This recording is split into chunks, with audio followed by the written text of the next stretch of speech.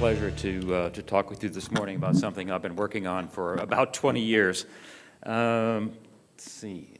As the governor said last night, and as David Alvarez said yesterday morning, Puerto Rico is far along in privatizing through a long-term lease the San Juan International Airport that I presume all of us arrived at. Pretty shabby airport. A couple years ago, Lou and I changed planes at San Juan International. It was the first time I'd ever been here. And we spent about 2.5 hours in these really shabby surroundings with practically nothing useful to buy or good food or anything. That, I'm confident, will all change once the privatization gets implemented. You can see they pre-qualified 6 global world-class teams. They are preparing their bids, and they'll be submitted within the next month or so. And probably by spring, they will announce the winner, and then the process will go forward. They will finance the acquisition and start transforming the airport into a world-class facility that it really should be.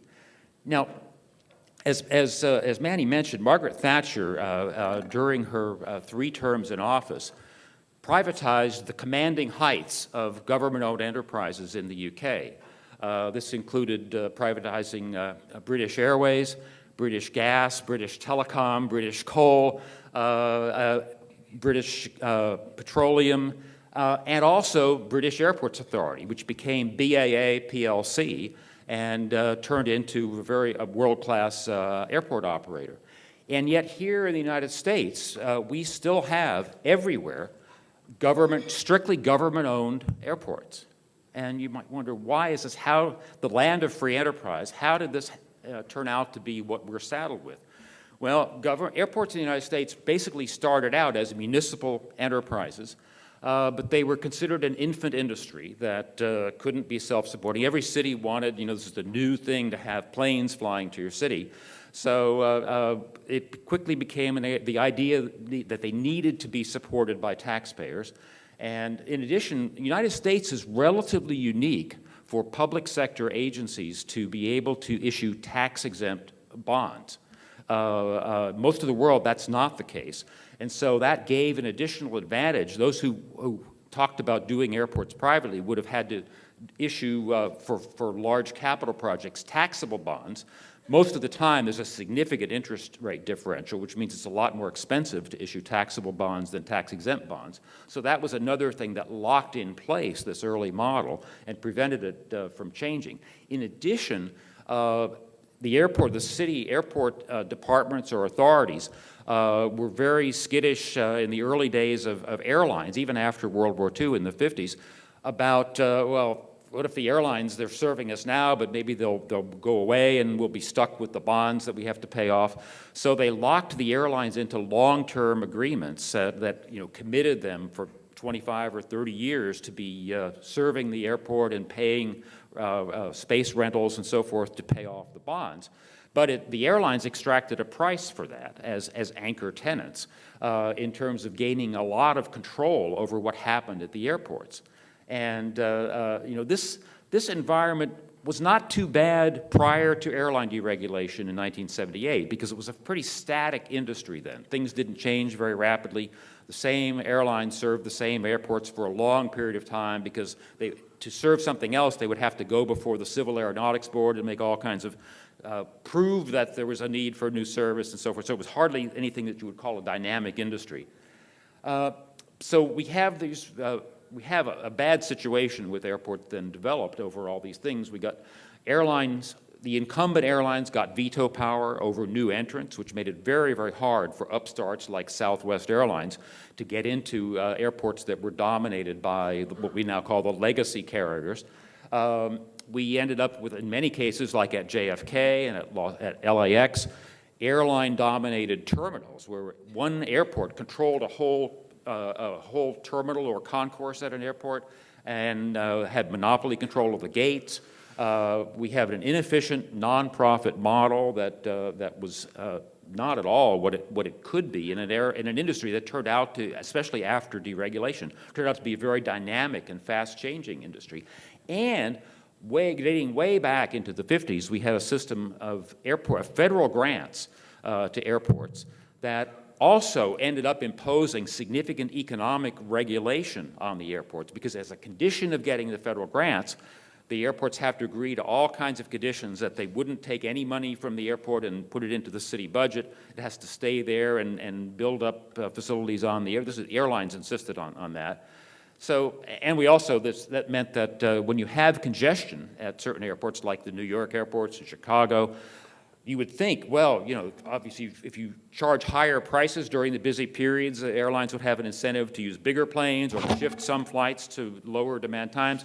Not possible, because there's no runway pricing under this kind of static model. So while all this is staying the status quo in the United States, in much of the rest of the world, inspired by what Margaret Thatcher did in the UK and seeing the results of much better airports from the privatized model, we're seeing airports have been reconceptualized as business enterprises, as in fact for-profit business enterprises in basically all of Europe, in Australia, in parts of Asia, even in parts of Latin America.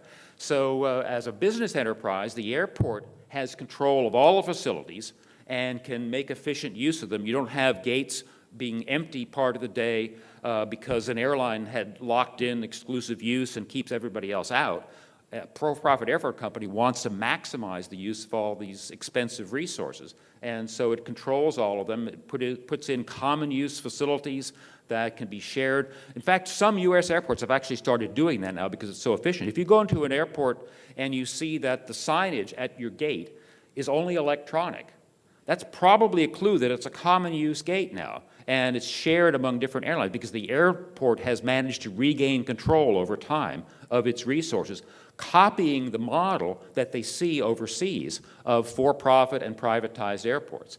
These profit-making airports overseas, even if they haven't been privatized, as many of them have, they're still corporatized. They're actually incorporated under corporate law, and they're expected to pay taxes like any other corporation, even if the government is the sole shareholder. They're a business enterprise and they pay taxes. But what we have seen over the last 2 decades, over 100 major airports have been privatized. And that's true all over Europe, with a few exceptions. It's true in a significant part of Latin America. It's true in Australia and New Zealand, and in some other parts of growing Southeast Asia.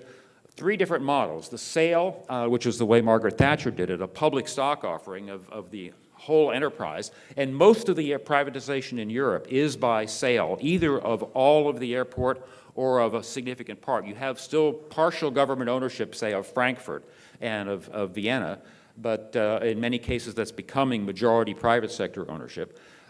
Madrid and Barcelona are on the way to being privatized by the cash-strapped Spanish government. Then the second model is a long-term lease or concession, which is what Puerto Rico is about to do. This is true of the major Australian airports. It's also the main model in Latin America, Argentina, Santiago Airport in Chile, and about to happen with the major Brazilian airports. That's underway now, probably, I think, next month, the first 3 major Brazilian airports. The competition is underway. They'll announce the winning bidders. And then for the smaller more developing countries in Latin America and the Caribbean, the model has been mostly to build new terminals with private investment on a long-term build, operate, transfer contract. These are typically maybe 30 years long. And the Montego Bay Airport that I did the initial feasibility study for in the 1990s was privatized under the build, operate, transfer model. So all of this has been going on while the United States has been mostly oblivious during the last 2 decades. Who's investing in airports? Well, you saw on the list of the bidders for San Juan, global infrastructure funds, of which there's now several hundred of these funds have been these are equity investment funds that would make essentially the down payment and then would raise debt capital to finance the rest of the acquisition of an airport. Pension funds have been starting to get into this. Australian and Canadian pension funds have been the global leaders in this. And, but in the last couple of years, U.S. pension funds, such as the giant CalPERS in California, have started setting aside a portion of their portfolios for alternative investments, including infrastructure. And the only infrastructure that makes sense for them as nonprofits to invest in is for-profit, privately owned infrastructure. So CalPERS made an investment in Gatwick Airport last year, and they now own almost 13% of it. The Ontario teachers' pension plans, these Canadian ones are just amazing. They're mostly public sector pension funds like CalPERS, but they're investing in privatized infrastructure, which is kind of an interesting, ironic twist. And then, of course, debt providers, the bond markets and banks are big players in all of this, too. So there's already, the capital is out there wanting to invest in vibrant enterprises and in a growth industry like aviation. Now, in the United States, this has only happened really so far in niche markets. We have management contracts, a few new terminals, a handful of specialized new airports, and then leases under the pilot program, which I'll talk about.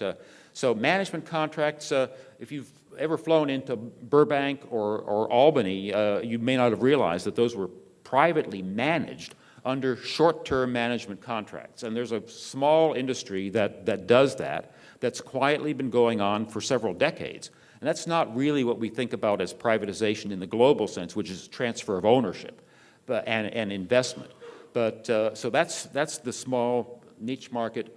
We also have a couple of cases, JFK's Terminal 4 and the Orlando Sanford Airport, which is the secondary airport in Orlando that mostly serves European charter airlines.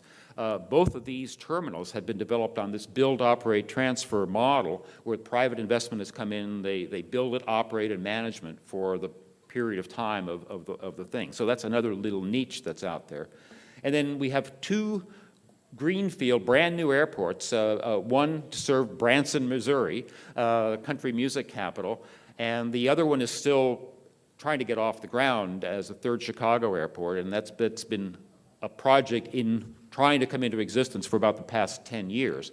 And Branson has been in operation. So far, it's kind of shaky. It's attracted some airline service, but they're not actually meeting their debt service. And so it may or may not really survive in the current form. But again, that's another tiny little niche.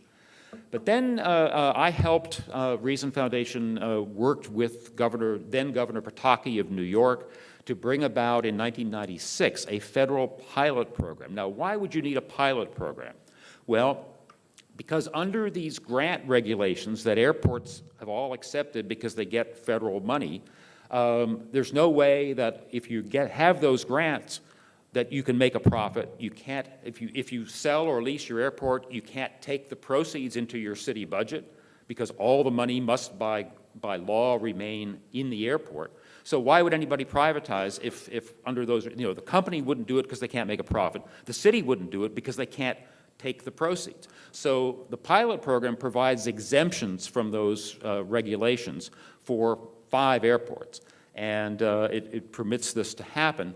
It's had a slow, troubled history, only 5 airports, other restrictions, and the worst part is that last one, because the airlines were scared to death of this because they didn't want to lose the remaining control that they had over keeping out competitors and stuff. The airlines lobbied for and got a supermajority requirement. They have to approve the terms of a deal, or it can't happen. The city can't take any of the proceeds and so forth. So that has been a big obstacle for the most part for 15 years. And we only had one tiny transaction done in New York State. The Stewart Airport north of New York City was privatized, but the airlines didn't approve that. So New York State was not allowed to use the proceeds for the general state budget. The only thing they could do was invest it in there. They have several other state-owned airports. So they on Republic Field on Long Island, they could put some of the money into that. They could actually approve Stewart. And the company that leased it only lasted 5 years, and they were a British company. They thought there was going to be a big market in the U.S. of airport privatization. It turned out they thought this is way too hard, and they decided to go back to their main business, which was bus and rail transport, mostly in Europe. And so they sold their lease to the Port Authority of New York and New Jersey. So it went back into government control. But in the last 5 years, there's been a rebirth of interest in the federal pilot program. Chicago had a deal. They selected a winning bidder in 2008. Yes, and the deal was actually the company that won the bid bid $2.5 billion. It was too much. And they had to try to finance the deal right as the credit crunch happened. And people said, this is way too leveraged, way too risky a deal. And they couldn't finance it, so it collapsed. But the good part about the Midway deal was that the airlines actually approved that deal. It met the 65% approval requirement, and that changed the whole ballgame. All of a sudden, people said, oh, I guess this thing is going to be real after all if major airlines could come to an agreement. And so now San Juan is proceeding under the pilot program. The airlines have approved it, got the 65%, and now 4 of the 5 slots in the pilot program have candidates that have applied and been given the slots. And interestingly enough, Rahm Emanuel, as mayor of Chicago, when he was campaigning, he said, "Oh, this is a terrible idea. I won't do this." Once he got into office and had to face the budget problems of Chicago, they went back to the FAA and said, "Can we please hang on to our slot for another year? And because we really need to look at this more carefully." So I suspect once San Juan, assuming San Juan gets a good deal and closes that transaction, Chicago will be back in asking for bids and going ahead with Midway. And so what I'm thinking, I strongly predict that the San Juan success, which I think will happen, will lead to a new burst of interest. And in fact, the FAA reauthorization bill that was agreed to by the conference committee this past week accepted the House provision to increase the number of slots from 5 to 10. We were hoping to get rid of the cap on slots and just mainstream the program. That didn't happen. The House bill called for removing the airline approval requirement. The Senate wouldn't go along with that. So we still have the airline approval requirement, but at least we have 10 slots instead of 5. So a new era of airport privatization is about to dawn. Now, does this matter? Well, yes, there's a fair amount of good empirical studies that shows that when airports are private, if you compare a sample, and now we have over 100 privatized airports worldwide, compare a sample of privatized airports to a similar set of non-privatized airports, they're significantly better in a whole lot of ways. One is passenger friendliness measured by an index of a whole bunch of things. Others, increased operating efficiency, more aggressive marketing, more robust revenue, and so forth. So, I mean, it really does work, just as we expected it to work. The second thing that's happening now, in parallel with the impending rebirth of serious airport privatization activity in the United States, is something called airline deregulation. This has just popped up in the last maybe 6 or 8 months. The airports in the United States, represented by Airport Council International, are getting so fed up with Congress and the constraints that they have to operate under with the economic regulation imposed by the grant agreements and with Congress's refusal to allow the airports to do more self-financing through something called the passenger facility charge, that they have started lobbying for deregulation. And they call it the Moses Initiative, let my airports go. And a number of the leading airports have signed things petitioning Congress. They petitioned the Deficit Reduction Commission that failed to come up, the super committee. They wanted, in exchange for giving up federal grants, to get out from under this restriction on their own ability to have local charges against which they can issue bonds and so forth. And, they haven't achieved that yet. But this is a sea change. I never thought I would see that happen. And this airport organization is regularly talking with me, with Reason Foundation. They see us as a key ally in trying to build support and explain the case for doing these sorts of things. And that is a very important step forward. And that it complements the airport privatization effort and means we have a much better chance of developing truly market-driven airports in the United States, which will be better for all of us who fly. The passenger facility charge, this is an issue we can probably, since we don't have much time, get into more in the question period. But the short thing on this is PFC it was legalized in 1990 by Congress. Prior to that, it was completely illegal thanks to airline lobbying for any airport in the United States to charge a per-passenger fee, a local fee, that would solely to improve the infrastructure, to build a better terminal, to have more space for planes, and so on and so forth. The airlines said, oh, no, we want the airports to be dependent solely on federal grants. with all the controls that go along with it that were favorable to airlines. So Congress defied the airlines, legalized PFC, but they limited it to a maximum of $3 in 1990. It was increased beginning of the 2000s to maximum of $4.50. Turns out the bond markets love this. They'll issue revenue bonds backed by the PFC revenues. Almost every airport in the United States charges a PFC now.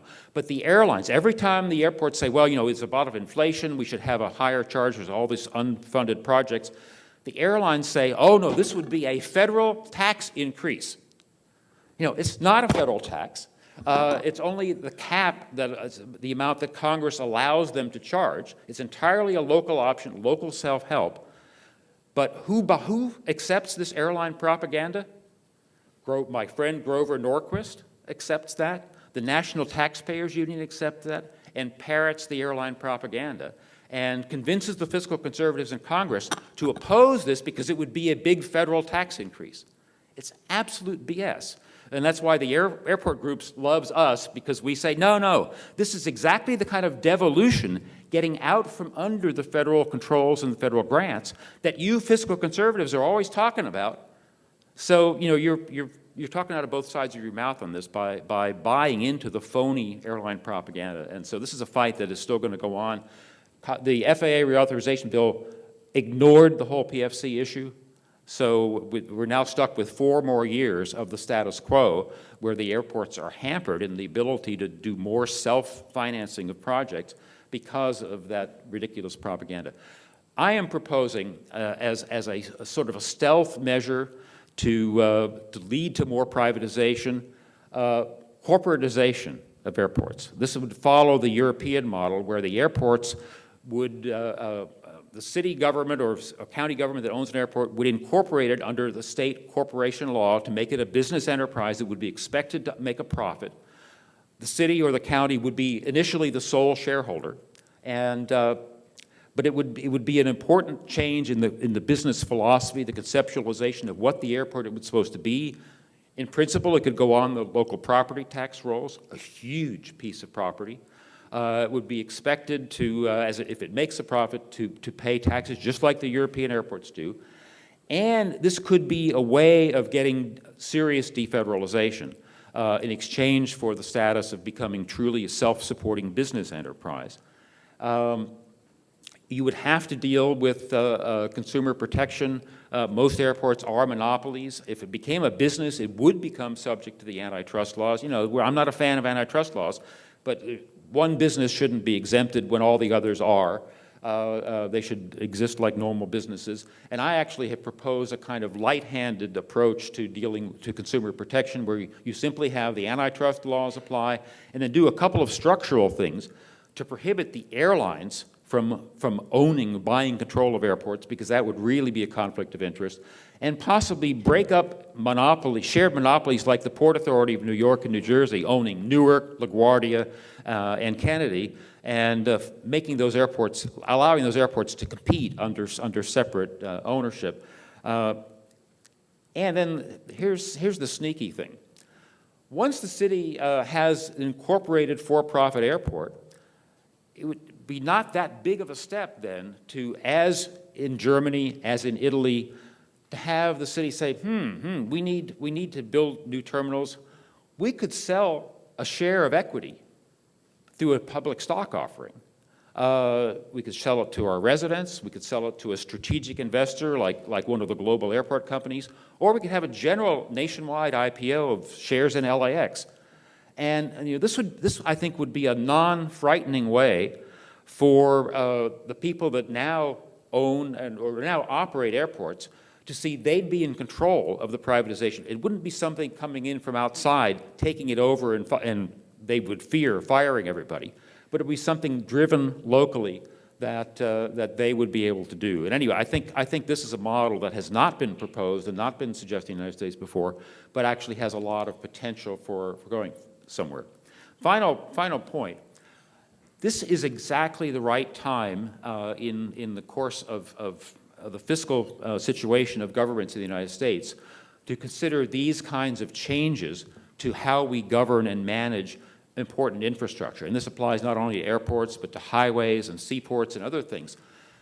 the federal budget for the rest of our lives, for generations, is going to be hugely constrained in what it can do. The idea that there's going to be federal grants for anything under the sun is laughable. It's ridiculous. But infrastructure is very important. It's the last thing we want to be cutting back on through arbitrary cutbacks in federal government support.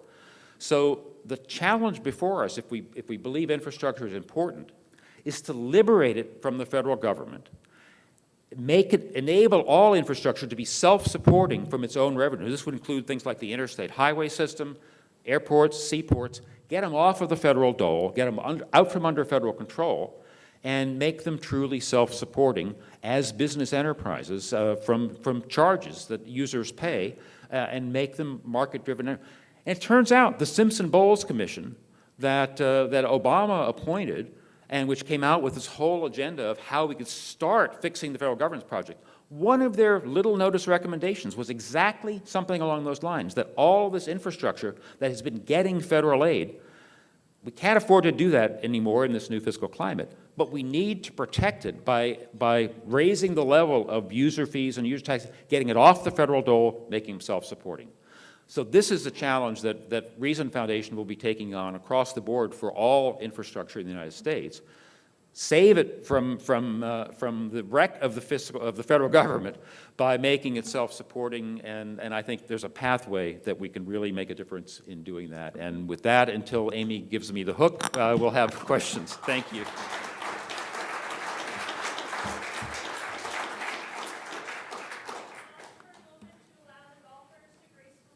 Excuse themselves, because you need to be downstairs in about 2 minutes. You can get me for questions after at yes. dinner time. I'm one of the golfers, so a quick question, I'm going to get the hell out of here. But, Okay, John. what about security? Is that, if this takes hold, could that then over time have the airlines, it's their responsibility, they don't want their planes going down to handle security? I think the responsibility for security should be devolved to the airport, not the airlines. The problem with the airlines doing it was the airlines compete with one another, and the cost of the security that they have to provide, I think, was a problem. They wanted to minimize that cost, and they ended up with cheap rent-a-cops that there were no standards for. So the model that we've been promoting, and it was in the New York Times article on Monday by Susan Stellan, is to devolve the responsibility to the airport level, allow the airports to either make or buy, hire security staff themselves that meet federal standards, or hire a federally certified security company that has the proper standards and training requirements and so forth. And I think most airports will do the latter. They'll do the security company, which is the way it works in most of Europe. If you go to London, go to Frankfurt, these are outsourced security. All of Canada does outsourced private security companies that are certified and federally overseen. Nobody but the United States created a security agency that is both the regulator and the provider of airport screening. That's a terrible model, and I think we're starting to gain traction for what we've been recommending. And thank you very much, John, for the question. Early on in the slide, you had some comment about noise, and privatization would help with that. And yes. That is a bit of a controversy, as I understand it, in Charlotte, North Carolina. So I'd be interested in your comments on that. Yeah, noise is a very big constraint on the growth that's needed, the expansion of airports in the United States. And I think there's the connection that I see between privatization and dealing with noise is that privatization produces a much more robust economic enterprise that can afford, in its own interest, to do things like buying out neighborhoods and paying, really, fair, reasonable compensation. It can buy noise easements and/or can buy out neighborhoods, and both models have been used. It's not been used very aggressively in the United States. Frankfurt Airport, Fraport is the privatized company that now owns and operates Frankfurt Airport. They added I think it's the 5th runway that opened last year. It was an industrial site that was adjacent to Frankfurt Airport. They negotiated with a major German chemical company that had a plant on the site the complete buyout of that price. They were able to do that because of the robust economic model that privatization has produced. They could afford, and it really makes sense from a business proposition. A 5th runway makes an enormous difference for Frankfurt to continue to grow as a major hub in competition with Heathrow, with Charles de Gaulle in Paris, and with Schiphol in Amsterdam. So they secured their position for the future by seeing the business case to spend a fortune buying out that large industrial thing and building this fifth runway. So that's the connection. Question, I fly into a lot of small airports where there may only be 1 or 2 commercial flights where there are more TSA agents than passengers. Right. And to me, it's ludicrous and obviously couldn't be privatized. How do you think that'll play out in the future? This is a good question, and the sad news on this very small airports is that this egregious federal subsidy program called Essential Air Services, EAS, which the House started out trying to reform, and that caused the whole controversy that shut down the FAA in August. The House threw in the towel on that. In the reauthorization bill that they agreed to this week, completely guts the reform. EAS will continue in the present form, even cutting off the most egregious ones, putting in a cap on the amount of subsidy per passenger. Ely, Nevada, $300 or $400 per, all got included and continued. It's a complete disaster. So for the next 4 years, there's going to be no change whatever in that. Reason Foundation was part of a study that came out intended to try to help with that, analyzed the provision of intercity bus service to a lot of those airports, showed that many of them are within 100 miles of an airport without subsidized service, that it would be way, way more cost effective. In many cases, you wouldn't need any subsidy because the buses would be willing to do it, to provide scheduled bus service to those airports with unsubsidized airport service. So that's really a much better longer-term answer. Bob, I understand our air traffic control system is also federally run Yes. and extremely out of date. If we would actually update it, the density of airplanes in the air could safely be increased immensely. Yes, it could. And have a huge impact also, of course, on productivity of the airports themselves. Is there any pathway to getting modernization in that area? There is. We're working very, very hard below the radar, so to speak, on that issue. I've been working on that ever since the controller strike in 1981, when the Reagan administration flew me to Washington to give briefings on a privatization approach, which the FAA administrator at the time absolutely vetoed, and it was the end of that. But the good news is that since New Zealand corporatized its air traffic control system in 1987, 50 countries have turned their air traffic control system, they've taken it out of the government aviation agency, made it a self-supporting business enterprise. A few of them are private. Most of them are government corporations, but they run on a for-profit business basis, entirely 100% supported by user fees paid by the users of the air system. They have successfully consolidated their facilities to save a lot of money. They run efficient. They've been modernizing, putting in new technology in ways that are simply not possible for the FAA to do. It's definitely something that should happen in the United States. I do a monthly air traffic control reform newsletter, which you can subscribe to for free if you just send me an email. And we have a project underway with a top-notch team of people that, again, is completely under the radar. And John, you can't broadcast anything about this, but we're going to be quietly briefing each of the major aviation groups this spring on the plan that we've come up with, the airport trade associations, the airline trade association, the 2 private plane organizations, and the controllers union. God help us, and trying to see if we can get some kind of buy-in by them on it. And this project is under the auspices of one of the major business organizations in the United States that sees this as critical to the future of business in the United States, to have air travel that's not constrained by an obsolete air traffic system and constrained airspace that can't handle enough planes safely with the old-fashioned technology that they have. So if we can pull this off, it could really change the debate on this whole thing, because all that debate has been characterized in the past by infighting among the aviation groups, and nobody except the aviation groups inside the Beltway, even knowing that the issue was going on. We're trying to change that in a fundamental way by making it a cause for the business community and trying to have a unified coalition of all of the aviation groups, or as many of them as possible, all singing out of the same hymn book and saying, we got to do this. So that's what we're about. You'll see as we start rolling this out whether we get anywhere with it or not this year. Thanks, Bob. Excellent presentation. I wanted to go back to your Midway, the discussion of Chicago Midway Airport. And one of the interesting aspects of that, to kind of link your talk and Adrian's talk before, one of the interesting aspects of that is my understanding, and you can confirm this, that the deal with that is if they are able to negotiate that deal, that after they pay off the debt service and whatever the obligations are, that of the remaining proceeds, I think it was under state law, 90% of those proceeds, which would be in the billions of dollars, would have to go to shore up public pension funds, the underfunded pensions in Illinois.